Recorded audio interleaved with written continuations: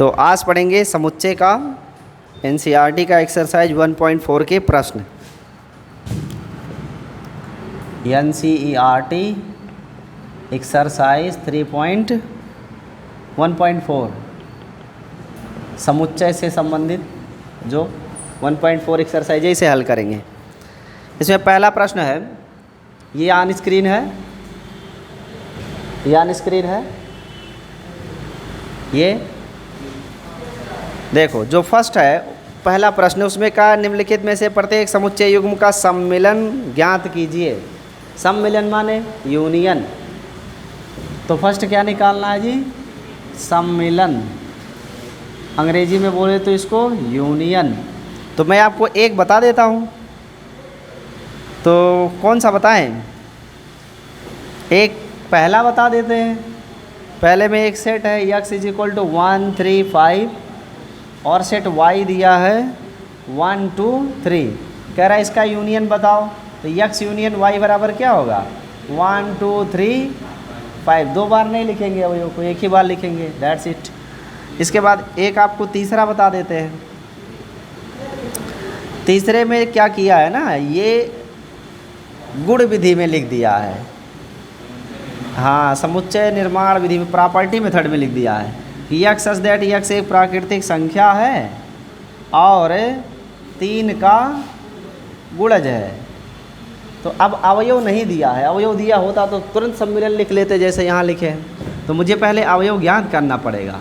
तो प्राकृतिक संख्या भी हो, 3 की गुणज भी हो, तो वो क्या होगा? 3 एकम 3, 3 दूनी 6, 3 त्रिका 9, 3 चौको 12, 3 पचे 15, 3 छक 18 डॉट डॉट डॉट। ये पहला सेट हो गया। सेट बी क्या दिया है? x सच दैट x संख्या 6 से कम, 6 से कम एक प्रकृति संख्या है। 6 से कम एक प्रकृति संख्या है। तो 6 से कम प्रकृति संख्या में क्या आएगा? 1 2 3 4 एंड 5, यही तो आएगा। क्या निकालना है इसका? सम्मिलन, यानी ए यूनियन बी। तो A union B, A B के अवयव मिला के लिख दो। तो 1 2 3 4 5 6 9 12 15 18 dot dot and so on. Answer हो गया। ऐसे आगे चौथा कर लेना। पाँचवें में देखो, हाई रिक्त समुच्चय है, उसमें कुछ नहीं है, तो सिर्फ 1 2 3 आ जाएगा। तो दूसरे प्रश्न पे चलें। हाँ, दूसरा लग जाएगा। दूसरा कह रहा है a = a, b = abc। तो क्या a is subset of b है? तो उत्तर है हाँ। a में केवल a b है और b में a b c तीनों अवयव हैं। इसका मतलब a छोटा और b बड़ा है, तो a एक उप समुच्चय है किसका? b का। फिर बोला a यूनियन b लिखो, तो a यूनियन b में दोनों के अवयव मिला के लिख देंगे a b c। आंसर हो गया। उसके बाद तीसरा कह रहा है यदि a और b दो समुच्चय हैं कि a is subset of b, तो a यूनियन b क्या है? तो a और b दो ऐसे समुच्चय हैं कि a सबसेट b है, तो a यूनियन b क्या होगा? a यूनियन b जो है वो b के बराबर होगा। इसके ऊपर वाला ठीक क्वेश्चन दूसरा देखो। तीसरे प्रश्न में कह रहा है कि if a is a subset of b then a union b क्या होगा? तो अब अगर a यूनियन b लिखोगे तो इसमें तो ऑल एलिमेंट्स आ जाएंगे ना, सभी अवयव आ जाएंगे, और सभी अवयव होंगे तो सबसे ज़्यादा अवयव किस में होगा? b में होगा, तो b ही तो आएगा। तो a यूनियन b की वैल्यू क्या आएगी? b के बराबर आ जाएगी तब जब a is subset of b हो। जैसे कि दूसरे प्रश्न में a b और a b c है, जब यूनियन लिखोगे तो a b c ही आएगा, यानी सेट b ही आएगा। क्या आपको ये जानकारी स्पष्ट है? चौथा प्रश्न। चौथे प्रश्न से कौन सा बता दें? सब में यूनियन लिखना है, तो जो पहला दूसरा तीसरा है, चौथा ये तो इजी है। b union d, a union c, c union u ऐसे लिखा है, ये तो कर ले जाओगे। सीधा आपको बता देते हैं पाँचवां है ना, a union b union c, यही एक बता देते हैं। तो उसमें सेट a जो दिया है वो है 1 2 3 4, कर तो सभी लेंगे लेकिन एक करा देते हैं, 3 4 5 6 और जो सेट सी है वो है 5, 6, 7 और 8। और आपसे पूछा क्या है, A union B union C. इसका मतलब ए बी सी तीनों का सम्मिलन करना है, यानी तीनों को मिला के लिख दो एक ही में, तो क्या बनेगा 1 2 3 4 5 6 7 8। यही हो गया ए यूनियन बी। तो अब ये चौथा हो गया, चौथे का पाँचवां, और बाकी आप कर लीजिएगा, सब इजी है। इसके बाद पाँचवें में कह रहा है प्रश्न 1 में दिए गए समुच्चय युग्म का सर्वनिष्ठ ज्ञात करो। मतलब जो पहला प्रश्न था x और y वाला, ये वाला, ये जो x और y दिया है आपने यहाँ यूनियन निकाला था, कह रहा है इसका इंटरसेक्शन भी निकालो। तो अब इसका इंटरसेक्शन क्या होगा, x इंटरसेक्शन y, मतलब x और y में जो दोनों में हो तो वो है 1 है और 3 है, तो 1 कामा ऐसे करना है। तो पाँचवा भी हो गया। छठवें में कह रहा है कि सेट A की वैल्यू है 3, 5, 7, 9, 11। सेट B है 7, 9, 11, 13। और सेट C है 11, 13, 15। और सेट D है 15 और 17। आपसे इसमें कई प्रश्न पूछे गए हैं, तो 2 वाले तो आप कर ले जाएंगे, हम आपको 3 वाला बता दें। जैसे कि छठवां बता दें कि पहले तीसरा बता दें? तीसरा बता देते हैं। तीसरा है, अरे रुक जाओ, तीसरा A intersection C intersection D, यही पूछा है ना। तो A intersection C intersection D का मतलब ए सी डी तीनों में उभयनिष्ठ हो।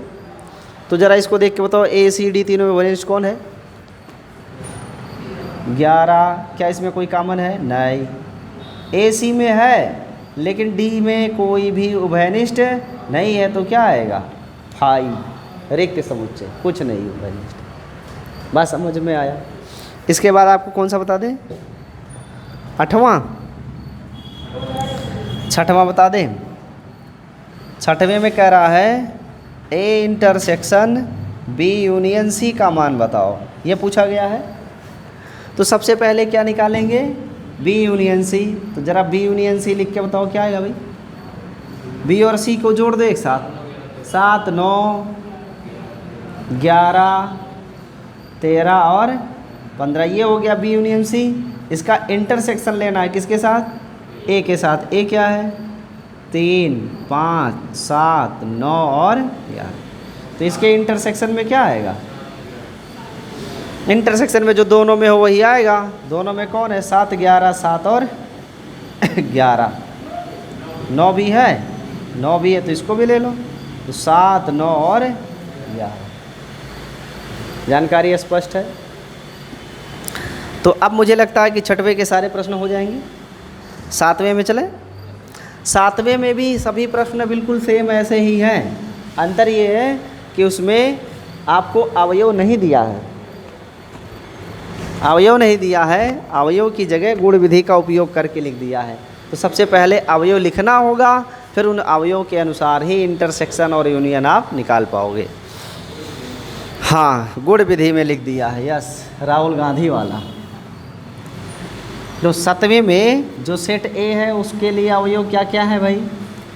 यक्स एक प्राकृतिक संख्या है। सेट ए में दिया है कि यक्स सच दैट यक्स एक प्राकृतिक संख्या है। तो प्राकृतिक संख्या का मतलब 1 2 3 डॉट डॉट।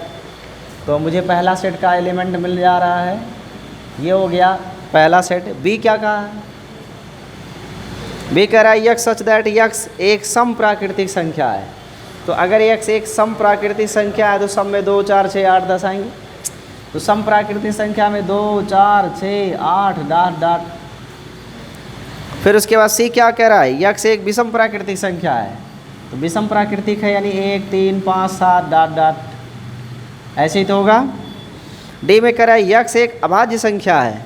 तो जो अभाज्य संख्या है उसके केवल 2 ही उभयनिष्ठ, 2 ही गुणनखंड होते हैं, जैसे कि 2 है, 3 है, 5 है, 7 है, 11 है, 13 है, 17 है, 19 है, डॉट डॉट। इस टाइप के जितने भी होंगे वो सब क्या होंगे? अभाज्य संख्याएं होंगी। अब आपसे पूछा है निम्नलिखित के मान बताओ। तो अब तो मान तो निकाल सकते हो।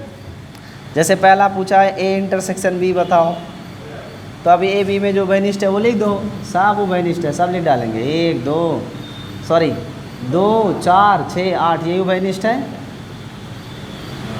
यही तो उभयनिष्ठ आएगा। हो गया, बाकी भी लग जाएंगे। चलो 8वें प्रश्न में चलते हैं। 8वें में कह रहा निम्नलिखित समुच्चय युग्मों में से कौन से युग्म असंयुक्त है। असंयुक्त माने डिसजॉइंट, तो डिसजॉइंट वही होगा जिसमें अवयव कॉमन ना हो। तो 8वें का पहला प्रश्न मैं लेता हूँ और यहाँ से आपको समझा देता हूँ। 8वें के पहले में एक सेट आपको दिया है क्या, 1 2 3 4, और जो दूसरा सेट है बी वो क्या है, यक्स एक प्राकृतिक संख्या है लेकिन 4 से बड़ी या बराबर पर 6 से छोटी या 6 के बराबर। इसका मतलब 4 और 6 को लेकर के चलना है।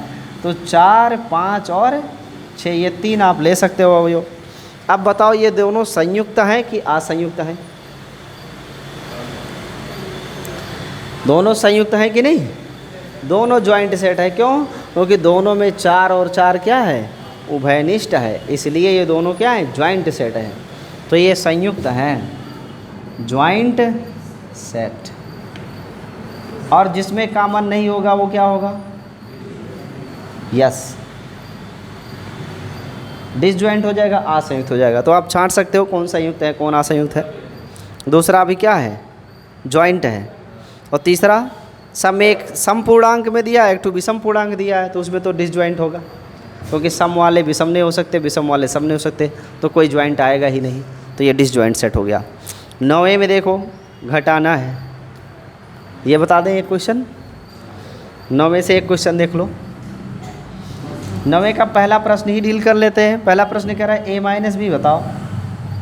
तो ज़रा a और b का आप देखो सेट जो दिया हुआ है, a माइनस बी, आप जानते हो a माइनस बी में हम a के ही केवल अवयव लिखेंगे और वही अवयव जो b में मेल ना खाते हों। तो a में 3 6 9 है, सेट a दिया हुआ है 3 6 9 12 15 18 21 में से b घटाना है। b क्या है, 4 8 12 16 और 20। तो जो जो उभयनिष्ठ है पहले उनको हटा दो, जैसे कि 12 नहीं लिख सकते बस, और कोई नहीं। तो a माइनस बी में क्या आएगा, 3 6 9 15 18 और 21। सेट b का नहीं लिखेंगे चाहे भले ही छूट जाए। तो ये हो गया आपका a माइनस। तो क्या अन्य को भी आप कर सकते हो जाएगा। इसके बाद एक 10वां प्रश्न होगा कि नहीं, 10वां देख लो। एक्स सेट और वाई सेट दिया है, X minus Y Y minus X, X intersection हो जाएगा 11 आपको हम बता देते हैं। चलो इसे नोट कर लो।